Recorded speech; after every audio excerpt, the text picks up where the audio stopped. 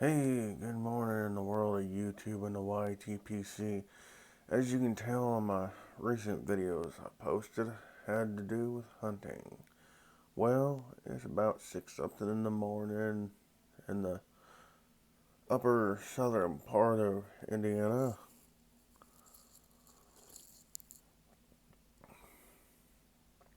Having my morning coffee. Unusual, I would probably be out in the woods right now. But I pulled an all-day hunt yesterday because I wanted to experiment with that new product that I was talking about, those scent sticks. And there's some good and there's some bad to it. Now, this is my first time using them, so I may not be totally using them properly the right way. So that is my disclaimer right there. You know, it could be a error on my part. But anyways, um, got out in the woods yesterday just a little bit before daylight. Actually, we got a late start actually in the woods. And to me, that's okay because I'm pulling an all dayer. So, I'm out in the woods all day, and I pack me a lunch, go with me in the woods. A light lunch, actually, as which consists of a thermos of coffee and beef jerky sticks. I figured you can't go wrong with protein, you know. And knowing that, I eat a very low, not a whole lot of breakfast, because I don't really want to have a full stomach going out in the woods and everything. I don't know, it's just my personal preference. I don't know about how other hunters do or what other hunters' methods are, but I seem to find that that works for me, as well as having at least one cup of coffee before actually heading out of the house. But, anyways, as you can see in the second video I posted, part two of this, trying something new, or trying something. Um, you see me show you the product, and and I don't know if I explained where I got it from, but I got it from the Academy, Sports Academy store. I call it a hunt store because it has a lot of hunting stuff in it. And then on the other side, you got, you know, the other stuff that I'm into. But anyways, that's where I got them from. I thought, hey, that'd be really cool to try. Well, I will say this. I find it to be a very pleasant smell just out of the package. I mean, personally, as crazy as this might sound, it smells like something I'd actually burn in my home, to be honest with you. It ain't got a potpourri smell or any of that stuff, but you smell alfalfa, like the smell of alfalfa, and the smell off of it also smells almost like a crabapple tree, is which kind of took me back to some childhood memories because I grew up on a farm and we had a crabapple tree. I hated walking over those hard crab apples and also mowing over them when I was a kid, but I love the smell of them. So that's what they all took me back to, is alfalfa hay and crab apples. Now, it was supposed to be, at least it's supposed to be all season, from rut all the way to all the other different things that deer go through that I'm just learning about. And, sitting there burning them, I noticed a lot of birds were more around the area. I don't know if you could tell that in the second video I posted or not, but a lot of birds and a lot of squirrel. If you're a squirrel hunter, I recommend burning one of those anyways because they attracted a lot of squirrel for some reason. And so I don't know what all else is in those sticks in the formula or anything, but it attracts squirrels and birds. But anyhow, I burnt two of them. They last for 2 hours, so I waited till the one burnt down. Till it was probably maybe just probably about a quarter of a stick like that, And then while that was finishing burning off, I went and I lit a secondary stick.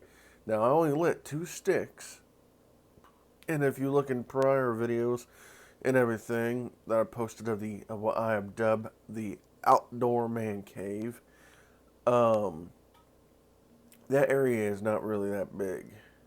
If you know anything about how a camera can add scale, well, it's not as big as what you see on the camera. Now the wooded area is probably 3 times bigger than what I'm actually showing, but due to privacy reasons and stuff like that, I don't show the whole woods. I feel like, unless I had permission. I mean, I got permission to sit there and hunt and everything, off my friend's property, but, it's just only out of respect. But, anyhow, just within that general area, I didn't really see no deer move at all. Now, it also could have been because, it just wasn't the day, And I ain't gonna lie, to me, all day yesterday, my hunt, as far as seeing deer was concerned and any deer movement, it sucked. But I noticed a lot of things and learned a few things. Um, so by burning these sticks and stuff, I saw nothing. Also, another thing, another disclaimer with this is, we got a late start in the woods yesterday morning. And on the way in, we scared probably about 5. Well, a buddy's dad, he's like, well, hopefully maybe they'll just make a big circle like we normally do. That didn't happen. I actually looked at my buddy's dad at the end of the day, and I told him, I was like, I think the most movement that happened in the wee hours of the morning, or it was going to happen, and we ruined that by getting in the woods late and scaring off the 5 deer that we saw. But once again, that's a disclaimer right there on those, the proper use and timing, timing and placement. So those variables vary into the use of these sticks as what, with the trying something new is what I'm adding into that. So anyways, my buddy, his dad came up, this is before I switched areas because I decided I wanted to sit in an area that was just an evening crossing for deer, just for the deer that we noticed on this property. Normally, now mind you, normally, this is the normal feeding crossing for the evening on this property. It's been a constant, for several days. Even last year, it was a major constant in this area. So I'm sitting in this what should have been a high trafficked area. I should have at least even on a poor day, at least should have saw 1 deer, one at least. And I didn't see nothing. Now I wasn't burning an incense stick or nothing because I'd also kind of learned from watching some guys on YouTube and everything. Most of your feeding routes and everything, you really don't want to do anything like that because it can also be more of a deterrent. So I didn't burn nothing, I just got in that spot early enough before, the evening feeding patterns would occur. I got there early enough to get hunkered down and to be ready. Didn't see nothing, not a deer one. But I saw either 2 coyote or 2 foxes. I'm not too for sure. But given the color of the soil that was on the ground, that's what color these animals looked like. For 2 seconds, I was thinking it was 2 does just, horsing around across the property line. Because there's like this in this deer path that crosses from one person's property onto my buddy's property, and we call it the finger. And so I'm hunting in the finger, and I'm sitting right in front of the opening where they would be coming across from the neighbor's property onto theirs. Mind you, this has been a constant. This pattern has not changed from last year, and according from them, even several years prior. It was a constant. Well, didn't see nothing. Another thing, rewinding a little bit, when my buddy's dad walked up to me in the woods where I was sitting at the outdoor man cave, he asked me, he said, "How many of those things did you burn?" And I said, "I only burnt two." And I said, "Each one of them lasts for, supposed to burn down for, for 2 hours." I said, "One burnt down to about a quarter, and I lit another one." I said, "I wasn't going to do no more than two anyways, because I said, that's a very heavy smell." And he said, "I was probably," and this is his words, he said, "I was probably not even in the woods." And he said, "I started in the pathway on up to here," and he said, "I could smell it real heavily."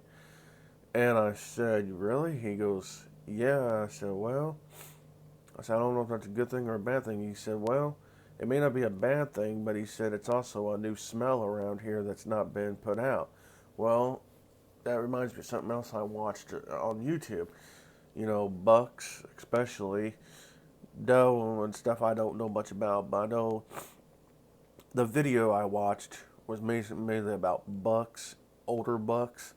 Said that older bucks may not necessarily like a change in their environment, whether it be smell, movement, something else. They don't like change at all, really.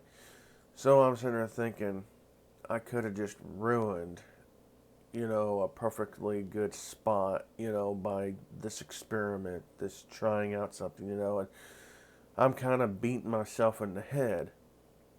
Well, I went back to get one of my chairs, or my chair I've been using this year, and from one location to set in the finger. Well, all of a sudden his dad's like, "Hey, you still got some of those smelly sticks?" And I go, "Yeah." He goes, "Well, I'm gonna burn one off at the tent tonight." And I was like, "Okay," because he's gonna hunt our, well, I call it tent, but it's a deer blind, And so I gave him one, and I'm sitting up in the finger, not seeing nothing. Well, he's sitting in the deer blind. At the same time, I'm out in the swinger and everything. Of course, he's doing other things. He wasn't doing it all day like I was. He got in the woods probably for an evening hunt somewhere between 2 and 3 o'clock. And I'm already hunkered down. I'm already hunkered down and just sitting and waiting. Long before this, because I probably switched to that spot probably around a little bit before 11 o'clock. I'd say it was around 10:30, 11 o'clock or so, because I wanted to be hunkered down, settled into where I didn't really have to move. I wanted to be as least moving as possible. Well, he's set up there at the deer blind. Well, then he went from his deer blind, and just right behind the outdoor man cave, he has himself a tripod set up, tripod deer stand. And he said, "I just wanted a change of scenery." So he walked up, got up in a stand and sat there for the remainder of what I'm assuming was the last part of the timeline that you have to be out in the woods. Well, there was an overcast yesterday, and it was about 4:30 or so, and I'm sitting back there, and I'm sitting there, and I'm thinking, I can't see through the wood line as well as I was able to, and I kind of looking to the left of me, looking to the right of me, and also, mind you, I was up early, and also I've been out there all day, and I could tell the difference in between my eyesight. One of the most important things I was always told is, before when I started trying to learn last year about hunting, was if it's starting to get to where you are not going to be able to perfectly identify the target you are shooting at, then you might need to just call it a day. Well, that's what I was doing, and I messaged my buddy's dad because I didn't know if he was still up in this, up in the stand or up in the blind area, and he's hunting muzzleloader, and because I ain't got a working muzzleloader this year, I'm just using crossbow. And So I'm not too for sure about the velocity of a modern day, let alone an old school muzzleloader. But I wanted him to know that I was walking the driveway back, so he would know not to shoot in that direction, you know. And next thing I know, I'm packing up my gear and everything, and I'm getting ready to silently walk. Now my bow's still loaded because I figured if I see something on the way out and I can properly identify it, then yes, I was going to shoot. But the area where I was originally sitting at, and I'll show you some clips of that too. I'll put some clips of the finger up, and you can see what I'm talking about because you can see where with a haze in the sky and the time of day it was, where you would not necessarily be able to really properly identify a deer that well unless it was like right up on you. Of course, also the way I was sitting, that's the way that area was kind of designed and what I was kind of hoping, but still, I didn't want to take that chance because I know that they had neighbors on the just on the other side of the wood line on their property hunting, and I'm not too for sure how exactly how far a stray arrow can travel, but I don't want that on my conscience, knowing that I could have possibly accidentally had shot somebody, whether it be an arrow or whatever. I don't want that on my conscience. So you also got to be mindful. I was trying to be mindful of other hunters in the area as well as just general safety. Matter of fact, last year, before I even was allowed to get into their woods with even just a unloaded firearm, they drilled that in my head. I probably heard that more times than you could shake a stick at because they wanted me to know that they had people that own property on all four sides of them that hunt. And good thing is about these people, in this little country community is they're mindful of each other, during the hunting season and everything of knowing where one person is at and another, and also too they got one neighbor, well, but they got two neighbors that was really kind enough to allow, when I shot my first two deer that I couldn't find. That's right, I've had two this year that got away. It's a little discouraging, but all they had to do was send them a message saying, "Hey, we're tracking a deer that ran on your property, just letting you know," and they was cool with that, So I'm glad that they got that tight knit connection, in that little country community, that's like that. That's really cool. So, anyways, I'm packing up my gear out of the finger, and I apologize for straying off, but I'm just replaying this in my head from yesterday. I get my gear and put together. Well, next thing I know, I look up and there's my buddy's dad, and I said, "Well, either sending you that message was too late, or you got it and you was on your way here." And he goes, "No, I didn't get no message. What was going on?" I said, "Well, I just was telling you that I was getting to where I wasn't going to be able to see that well to identify my target because before he sent me off, but this is like grand total this year. I think I've set by myself 3, 4 times this year, as which makes me feel good that I'm trusted. They trust me to do that. That makes me feel happy to know that I'm trusted. You know that way. And anyways, I told him, I said, "Well, you told me to be sure my target before I fire, as well as to make my arrow count." So I said, sitting back there, I couldn't identify anything. And, and about this time, it's kind of, we starting to get a little bit darker. And of course, you're supposed to shoot after dark. And so we're getting up there, and all of a sudden he looked down on the ground and he goes, "These tracks wasn't here before on the ground." And I look where the tracks are going. They're going right up the trail through the field through one of the other routes that they hadn't been going through for the last 2, 3 days. There, from my understanding, there really hadn't been any tracks through there at all since rifle season. So those deer changed their pattern, you know. And I've also been learning that deer tend to do that from different hunting parts of the season, you know.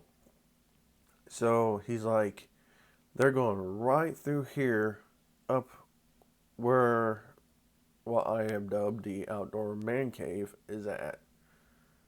Now, mind you, earlier that morning, I'd burnt those sticks, those scent sticks. And my buddy's dad also told me that when he walked in that afternoon to get me and let me know what the plan was for the evening hunt and everything, he said he could smell those things, before even really entering into that section of the woods. So we walk up probably a good, I'm going to say maybe 10, 20 feet, yards, whatever you want to call it.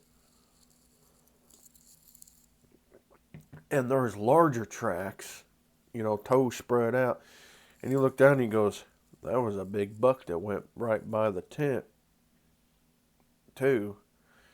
And and he said, and these definitely wasn't here. These are fresh. And he said, they don't look like they're that old neither, or like they've just recently, within the hour or so, been done. Leading right up to the tent where he was going to burn or had burnt one of those sticks. So that goes to show me that maybe the late start into the hunting day, into that part of the woods, was a factor. But it definitely didn't rule out that those sticks didn't work. But also what goes in those favor is those tracks wasn't there for the last 2 or 3 days from my understanding, because the deer changed their patterns, or since rifle season, there hadn't been no new tracks treading through that area at all, really. So, with that being said, I ain't ruling out these scent sticks yet. But I think timing and placement play a big factor in it. So, if I get more opportunity, I'm going to experiment some more. I'm going to be going out again this evening for an evening hunt. And I ain't too for sure exactly where I'm going to be sitting, but it's going to be interesting. Alrighty, well, that's pretty much it for that.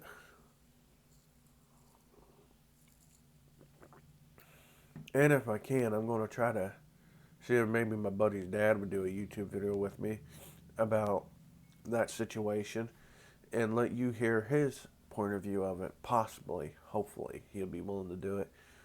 Alrighty, well, wherever you're at in this world, wherever you've come from, may the Lord bless you. And if you're a hunter, may you be safe. May your arrow and your bullet of choice fly straight and accurate. And until next time, thank you to everybody that hits like, share, and subscribe. Thank you for all the subscribers that have stuck around. For any new subscribers, thank you and welcome. And I just want to promote my cousin's channel again, because he has some awesome content, and that is Wiggy's Wilderness. Check him out. Tell him I sent you. Alright, till next time.